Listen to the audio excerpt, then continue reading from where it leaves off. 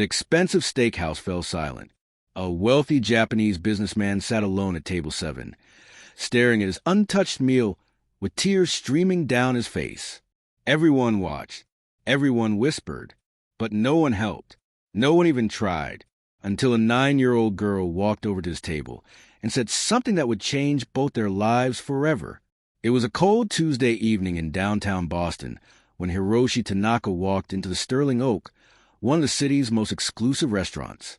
He was dressed impeccably in a tailored navy suit, his silver hair perfectly combed, his leather briefcase gripped tightly in his weather hands. The hostess, Jessica, looked him up and down with barely concealed judgment. She'd worked at the Sterling Oak for 3 years, and she prided herself on recognizing wealth when she saw it. This man clearly had money, but he also looked lost, confused, out of place. "Table for one?" she asked, her voice dripping with false sweetness. Hiroshi nodded, struggling to find the English words. "Yes, one, please." Jessica grabbed a menu and led him to table 7, tucked away in the corner near the kitchen doors. Not the good tables by the windows, not the prestigious center booths. The corner, where they put people they didn't want other guests to see too clearly. Hiroshi didn't complain. He sat down slowly, his movements careful and deliberate, like a man carrying an invisible weight on his shoulders. From behind the hostess stand, Jessica whispered to another server, "I don't know why they come to places like this if they can't even speak English properly." Sarah Mitchell had been working double shifts at the Sterling Oak for 6 months straight. At 42 years old, with dark circles under her eyes and fingers stained from constantly washing dishes during her breaks, she looked a decade older than she was. But Sarah didn't complain. She couldn't afford to. 3 years ago, her husband David had died suddenly from a heart attack, leaving her alone with her daughter Lily in a mountain of medical debt that seemed to grow larger every month. The Sterling Oak paid better than any other restaurant in Boston, and Sarah needed every penny. Her daughter's future depended on it.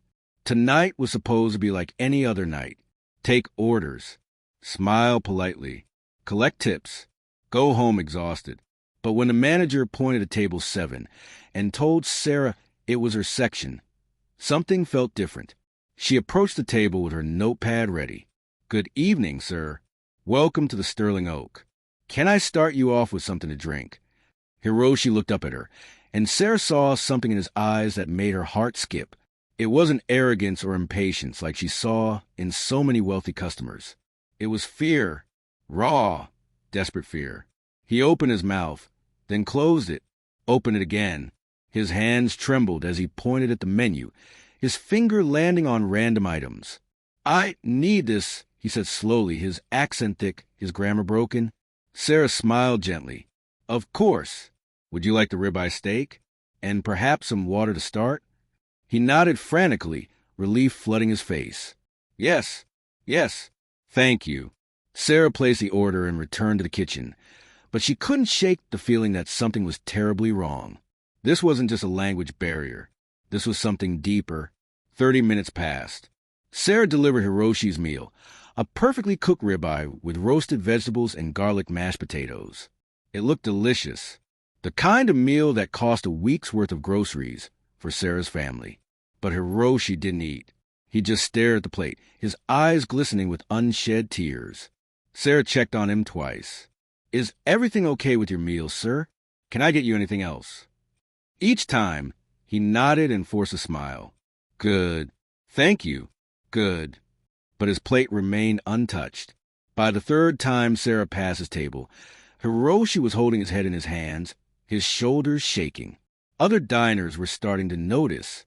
They whispered to each other, some with concern, most with annoyance. "Is he drunk?" one woman muttered. "Should someone call security?" A man in a business suit asked his companion. The manager, Robert, appeared at Sarah's side, his expression tight. "What's going on with table 7? "I don't know," Sarah admitted. "He's not eating. He seems distressed. But he keeps saying everything is fine." Robert sighed. "Well, handle it. Discreetly. We can't have him disturbing the other guests." Sarah approached the table one more time, her heart pounding. She knelt down beside Hiroshi's chair, lowering her voice. "Sir, I can see you're upset. Is there anything I can do to help? Anything at all?" Hiroshi looked at her, and for a moment, Sarah saw complete helplessness in his eyes. He reached into his jacket pocket and pulled out a photograph. His hands shook as he showed it to her. It was a picture of a young woman, maybe 25 years old, with a bright smile and kind eyes. She was standing in front of what looked like Boston Common, bundled up in a winter coat. "My daughter," Hiroshi whispered, his voice breaking. "Yuki, I cannot find." He tried to continue, but the English words wouldn't come. Frustration and despair washed over his face. He pulled out his phone and tried to show Sarah something, but it was all in Japanese. Text messages, maps, information she couldn't read. Sarah's throat tightened. This man wasn't just lost. He was desperate. His daughter was missing, and he couldn't communicate well enough to get help. "I'm so sorry," Sarah said softly. "I wish I could understand. I wish I could help you." Hiroshi's shoulders sagged in defeat. He nodded slowly, accepting that there was nothing she could do. That's when Sarah heard the familiar sound of small footsteps running across the restaurant floor. "Mama!" Sarah's heart dropped. No, not tonight. Her daughter Lily burst through the kitchen doors, her backpack bouncing on her small shoulders, her cheeks flushed from the cold. At 9 years old, Lily had her mother's determined spirit and her late father's curious nature. "Lily, what are you doing here?" Sarah stood up quickly, her professional composure cracking. "You're supposed to be at Mrs. Chen's." Mrs. Chun had an emergency with her sister. Lily explained breathlessly. "She said I should come find you. I took the bus like you showed me." Sarah closed her eyes. Another crisis. Another problem she'd have to solve. The manager would be furious if he saw Lily here during the dinner rush. But before Sarah could usher her daughter toward the back, Lily noticed Hiroshi. She saw the photograph in his trembling hands. She saw his tears. And then Lily did something that made Sarah's blood run cold. Lily walked straight up to Hiroshi's table and said, in perfect Japanese, "Konbanwa, Daijubu desu ka?" The restaurant seemed to stop. Every sound faded. Every movement ceased. Hiroshi's head snapped up, his eyes wide with shock. He stared at this small American girl, as if she were an angel descended from heaven. "Nihongo jie hanasemasu ka?" he gasped. "You speak Japanese?" Lily nodded earnestly. "Hi. My best friend Sakura taught me. We practice every day at school. Why are you crying? Can I help?" Sarah stood frozen, unable to process what she was witnessing. Her daughter spoke Japanese? How had she not known this? Hiroshi began speaking rapidly in Japanese, his words tumbling out in a desperate flood. Lily listened carefully, her small face serious and focused. She asked questions. He answered. They talked for what felt like hours, but was probably only 3 minutes. Finally, Lily turned to her mother, her eyes urgent. "Mama," this is Mr. Tanaka. "His daughter Yuki came to Boston 2 weeks ago for a job interview. She was supposed to call him every day, but 3 days ago, she stopped answering. He flew here from Tokyo to find her. He's been going to every restaurant and hotel in the city, showing her picture, but no one can understand him. He doesn't know where else to look. He's terrified something bad happened to her." Sarah's hand flew to her mouth. "Oh my God!" She looked at Hiroshi with new eyes, seeing not a confused foreigner but a desperate father, just like she was a desperate mother. Both of them fighting against impossible odds to protect their children. "Tell him we're going to help him," Sarah said firmly. "Tell him right now." Lily translated, and Hiroshi's face crumpled. He began to sob, deep, wrenching sound that came from his soul. "Arigato gozaimasu," he kept repeating. "Arigato gozaimasu." The manager appeared, his face red. "Sarah, what's going on here? Why is your daughter in my restaurant? Why is this customer crying?" Sarah stood up, her exhaustion forgotten, her fear pushed aside. "Robert, this man's daughter is missing. She's been missing for 3 days in a city where he doesn't speak the language. We're going to help him find her." "This is not a social service agency," Robert hissed. "This is a restaurant. You're working." "Then fire me," Sarah said, her voice steady, "because I'm not walking away from this man." For a long moment, Robert stared at her. Then he looked at Hiroshi, at the photograph still clutched in his hands, at the raw anguish on his face. Robert's expression softened, just slightly. You have 2 hours. After that, you're back on the floor or you're done here. Understood? Sarah nodded. Understood. She grabbed her phone and sat down at the table with Hiroshi and Lily. Lily, asking for every detail. Where was Yuki staying? Who was she interviewing with? When did he last hear from her? What did she say? For the next 20 minutes, Lily served as translator while Sarah took notes. Hiroshi showed them text messages, emails, addresses. Yuki had been staying at a small hotel in Cambridge. She'd been interviewing for a position at a biotech company. Her last message to her father said she was going to meet a friend for dinner. Then nothing. Hiroshi had filed a missing person report with the Boston police, but with a language barrier, he couldn't provide detailed information. They had taken his report but told him most missing adults turn up within 48 hours. It had now been 72. Sarah's mind raced. She'd lived in Boston her whole life. She knew the city. She knew people. Lily asked him the name of the hotel. The Cambridge Inn, Lily translated. Sarah knew it. Small place. Budget-friendly. The kind of hotel where young professionals stayed during job interviews. And the restaurant where she was meeting her friend? Lily asked and answered, he doesn't know. She didn't say. Sarah pulled out her phone and called her friend Marcus, who worked nights at the Cambridge Police Department. Marcus, it's Sarah. I need a huge favor. She explained the situation quickly. Marcus listened, then said he'd check the system for any Jane Does or hospital admissions matching Yuki's description. He'd call her back. Next, Sarah called her neighbor Tom, who drove for a rideshare company. Tom, I need you to check your trip history from 2 weeks ago. Did you pick up a young Japanese woman near the Cambridge Inn? Early 20s, probably heading to somewhere in the Kendall Square area? Tom said he'd looked through his records. One by one, Sarah worked her network. The other servers at the Sterling Oak, her friends from church, her daughter's teachers, anyone who might have seen something, heard something, known something. Hiroshi watched her with growing amazement. This waitress, this stranger, was moving mountains for him. She was doing what police and hotel staff and dozens of other people hadn't done. She was treating his daughter like she mattered. 40 minutes later, Tom called back. Sarah, I found something. 2 Tuesdays ago, I picked up a young Asian woman from the Cambridge Inn. Sweet girl. Barely spoke English. I drove her to a restaurant in Chinatown, the Jade Phoenix. She seemed nervous but excited. Sarah's pulse quickened. Thanks, Tom. I owe you. She looked at Lily. Tell Mr. Tanaka we have a lead.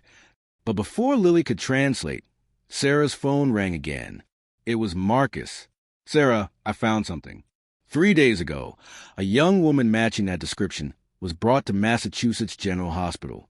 Appendicitis. Emergency surgery. She's okay, but she's been in recovery.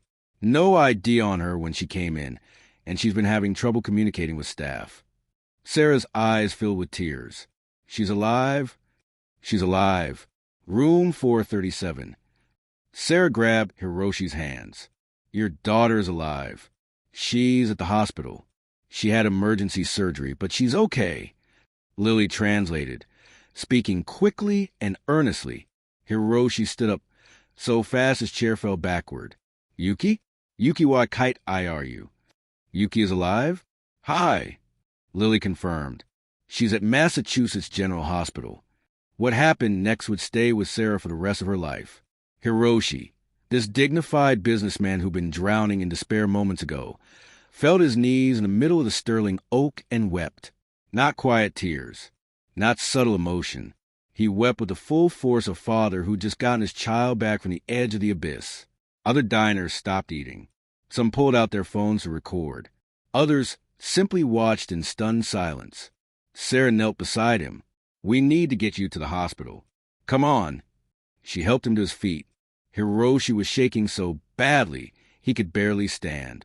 Sarah looked at Robert, who was watching from across the restaurant. I'm taking him, she said. Robert nodded. For once, he didn't argue. Sarah grabbed her coat, took Hiroshi by the arm, and led him toward the door with Lily at her side. But before they could leave, Hiroshi stopped. He turned back to the table, grabbed his briefcase, and pulled out an envelope. He pressed it into Sarah's hands, speaking rapidly in Japanese. "He says this is for you," Lily translated. "For your kindness, for seeing him when no one else would." "No," Sarah tried to hand it back. "No, I didn't do this for money. I did it because it was right." But Hiroshi wouldn't take it back. He spoke again, his voice firm despite his tears. "He says a life has been saved tonight," Lily said softly. "His daughter's life. And maybe his own. He says please accept this gift. It would honor him." Sarah's hands trembled as she opened the envelope. Inside was a check. She looked at the amount and nearly dropped it. $50,000. "I can't," Sarah whispered. "This is too much. I can't possibly." Hiroshi placed his hand over hers, stopping her words. He spoke again, his Japanese gentle but insistent. "He says you told your manager you would lose your job to help him." Lily translated, her own eyes filling with tears. "He says you chose his daughter over your own security. He says in Japan there is a concept called on. It means a debt of gratitude that can never be fully repaid. He says this is not payment. This is the beginning of his gratitude." Sarah began to cry.